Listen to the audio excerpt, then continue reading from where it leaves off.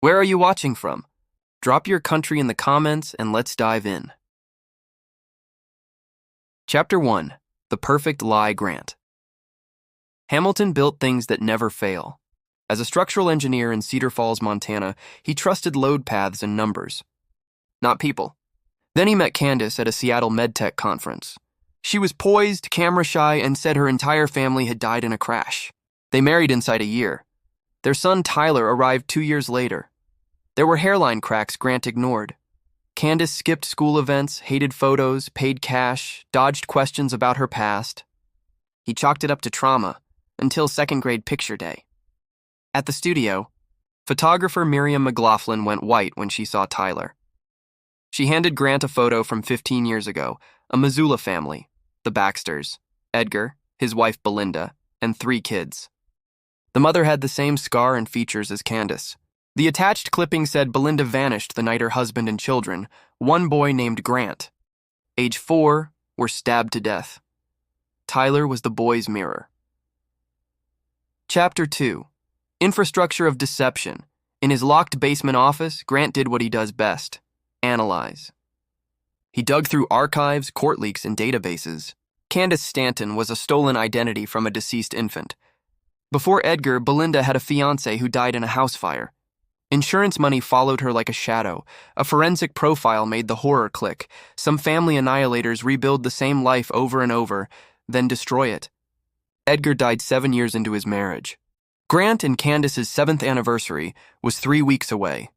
Miriam connected Grant with FBI agent Leon Y., who'd chased Belinda for 15 years. They needed proof, prints or DNA, without tipping her off. Chapter 3. Foundation. Cracks Candace suddenly pushed a fresh start in Seattle. Classic isolation move. Grant countered a work dinner Friday where he'd be up for a promotion. She had to attend.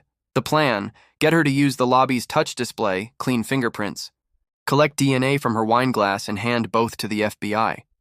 Meanwhile, Grant found a storage unit rented under an alias and offshore accounts primed for flight. Chapter 4. Load-bearing. Lies Agent Y met Grant in Billings. Pattern confirmed. Engineers, quiet, reliable. 1 accident, 1 disappearance, 1 cleaned-out account. Belinda's likely handiwork. If spooked, she'd frame a murder-suicide and vanish.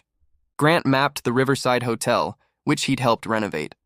He knew every blind spot and service corridor. They staged the promotion reveal. Candace played perfect spouse, tapping the screen, touch after touch. DNA glass collected. Text from Y during dessert. Print match. Belinda Baxter Grant led her to a service level. "I know who you are." The mask fell. FBI swarmed. "You won't hold me," she said. Grant showed Y a file. She wasn't just caught. Her backup identities, accounts, and a storage unit were already traced. Chapter 5. Calculated Collapse. The raid on the unit yielded everything: passports, trophies, financial ledgers, and a journal spanning 2 decades. It even detailed Grant's family, November 2025. Method: carbon monoxide.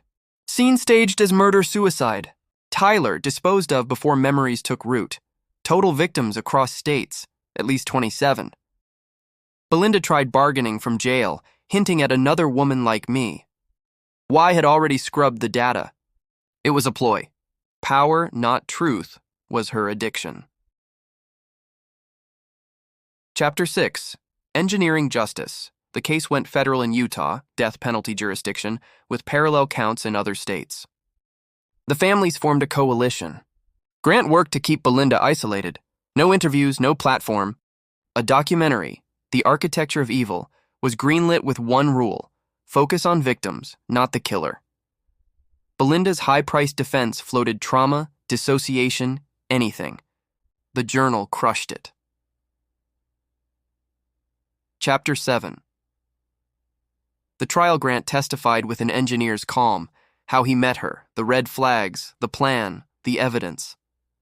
The defense tried to paint him as vengeful. He stuck to facts. One by one, families told their stories. Prosecutors read journal entries where Belinda described the exquisite moment the husband realizes everything was a lie. The defense gambled and put her on the stand. Cross-examination turned her "I don't remember" into "I meticulously planned for years." The mask finally cracked. Verdict: guilty on all 27 counts. Chapter 8. Sentencing Victim. Impact statements filled the courtroom. Miriam, Edgar's sister, spoke for the Baxters. Grant spoke for Tyler.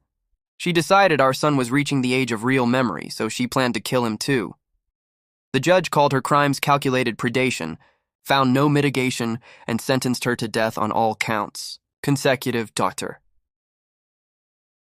Chapter 9.